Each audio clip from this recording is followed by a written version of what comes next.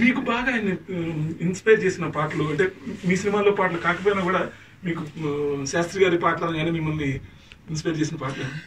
ఆయన రాసిన ప్రతి పాట ఆ వాల్యూని విలువని సంతరించుకున్న పాటలేనండి. సో ఆయన పాటల్లో ఒకటి ఆయన సాహిత్య ప్రతిభ చూపిద్దామని ప్రయత్నం కాకుండా ఆ కథలకు సంబంధించినటువంటివి మాత్రమే చెప్పాలన్న ప్రయత్నంలో అత్యున్నతమైన సాహిత్యాన్ని ఆయన అందించడం అన్నది ఆయన ప్రత్యేకత.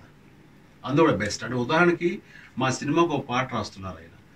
అండ్ యాజ్ ఆఫ్ నౌ చెప్పాలంటే నరసింహారెడ్డి సినిమాలో ఆయన రాసిన 2 పాటలను విన్నాను. ఇంకా 3-4 పాటలు రాయాలి. ఈ 2 పాటలు అత్యద్భుతం. పాట వింటుంటేనే ఒళ్ళు గబ్బురుపాటు పడుస్తుంది, ఇది దృశ్యం చూడకుండానే. సో అందులో ఆయన చిరంజీవి ఉన్నాడు కదా అంటూ నా క్యారెక్టర్ని చిరంజీవి అనే పదం వచ్చేలాగా రాస్తే నిర్మాతగా చరణ్ మన నాన్న గురించి మనమే చెప్పుకోవడం అనేది నాకు ఎందుకో ఇబ్బందిగా అనిపిస్తుంది, అది ఏమైనా మార్చగలరా అంటే ఆయన నన్ను కుర్రోడు నన్ను నా మాట కాదన్నాడనే కాకుండా ప్రశంసిస్తూ చరణ్ని అద్భుతం, దీన్ని మించి నేను రాస్తాను అంటే ఛాలెంజ్గా తీసుకోవడం అనేది ఆయన ఉన్నటువంటి ఆ సరస్వతి దీనికి తుట్టుగా అసలు ఇంకా ఎంత రాయగలరు ఆయన కాన్ఫిడెన్స్ కానివ్వండి.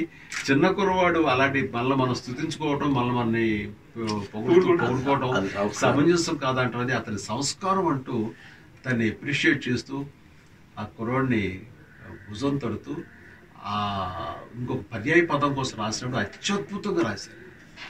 మృత్యువే చిరాయు అంటూ స్వయానా చిరాయురస్తు అంటూ స్వయానా మృత్యువే చిరాయురస్తు అంటూ దీవించింది ఉయ్యాలవాడ నరసింహ అంటూ రాసినప్పుడు అసలు అద్భుతం. అట్లాగే హీరోయిన్స్ ఇద్దరు కలిపి నా గురించి ప్రోపగాండ్ చేస్తూ పాడే పాట ఇవన్నీ కూడా అత్యద్భుతంగా రాశారు. అండ్ అలాంటి ఇంద్రపాట కాశీ అదే మణికర్ణిక అంది నా ఈ చిరు కంటిక పేరు రావాలి. అందుకే అన్ని పాటలు, ముఖ్యంగా నా సినిమాలో అన్ని పాటలు నాకు చాలా ఇష్టం.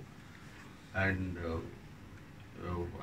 మా యొక్క ప్రయాణం ఈ ఉయ్యాలవాడ నరసింహారెడ్డి సైరా వరకు కొనసాగుతుంది. అందులో కూడా అత్యద్భుత సాహిత్యం ఇచ్చారు. ఆయన ప్రత్యేకించి ఆయనకు ధన్యవాదాలు.